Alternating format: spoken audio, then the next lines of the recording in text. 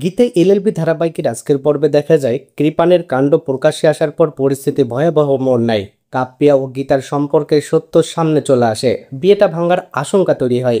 এই অবস্থায় অগ্নিজিৎ মুখার্জি রতিদেবীকে ফোন করে স্পষ্টভাবে জানিয়ে দেয়, কালকেই আমি স্বস্তিক আর কাব্যের বিয়ে দিতে চাই, আমি আর কিছু শুনতে চাই না। অন্যদিকে স্বস্তিক এক নাইট পার্টিতে অংশ নেয় এবং সেখানে গীতার উদ্দেশ্যে একটি গান গায়। ঠিক তখনই গীতা সুন্দর পোশাকে হাসিমুখে উপস্থিত হয় স্বস্তিকের সামনে। সেই মুহূর্তেই প্রকাশ পায় তাদের হৃদয়ের গভীরের ভালোবাসা। গীতা ও স্বস্তিক একসাথে নাচতে শুরু করে, দুজনেই যেন একে অপরের মাঝে হারিয়ে যায়। কিন্তু হঠাৎ স্বস্তিকের কল্পনায় ভাঙন ঘটে, সে দেখে ওটা গীতা নয় কাব্যা। কাব্যা বলে, কাল আমাদের বিয়ে, আমি খুবই খুশি। কিন্তু স্বস্তিক দ্বিধায় পড়ে যায়, সে এখনো গীতাকে ভুলতে পারেনি। আর কাব্যা স্বস্তিককে জড়িয়ে ধরে আই লাভ ইউ বলে। এই মুহূর্তে কাব্যের চোখে পড়ে এক ঝলক, একজন মেয়ে যার মুখ অনেকটা গীতার মতো। চমকে ওঠে কাব্যা, সে মেয়েটিকে খুঁজতে যায়, কিন্তু কাছে গিয়ে দেখে ওটা গীতা নয়, অন্য কেউ। ঠিক তখনই কাব্যের ফোনে একটা কল আসে। ফোনে এক মেয়ের কান্নার আওয়াজ শুনে কাব্যের আতঙ্কে পাগলের মতো বলতে থাকে, গীতা বেঁচে আছে, গীতা মরেনি। অন্যদিকে প্রলয় প্রশ্ন তোলে অগ্নিজিতের সিদ্ধান্ত নিয়ে। যে ছেলের বিরুদ্ধে অভিযোগ সে এই বাড়ির পুত্রবধূকে খুন করেছে, সেই বাড়িতে তুমি কিভাবে বিয়ে দিচ্ছ? অগ্নিজিৎ উত্তরে বলে, আমি শুধু জানি কাব্যা আমার ছেলেকে সুখে রাখবে।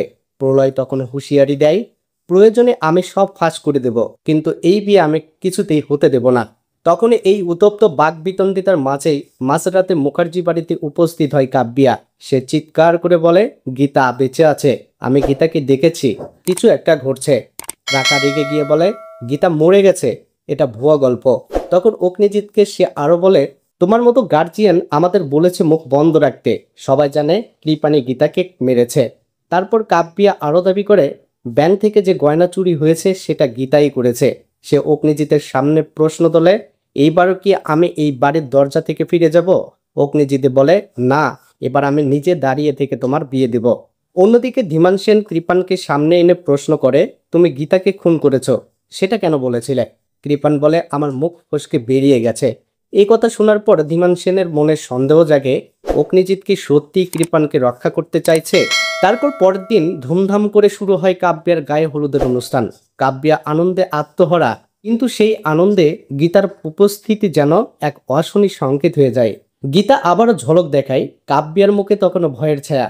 গীতার ছায়া কি এবার সবকিছু ধ্বংস করবে? তা দেখতে চোখ রাখুন আমাদের চ্যানেলে আর ফেসবুক পেজে।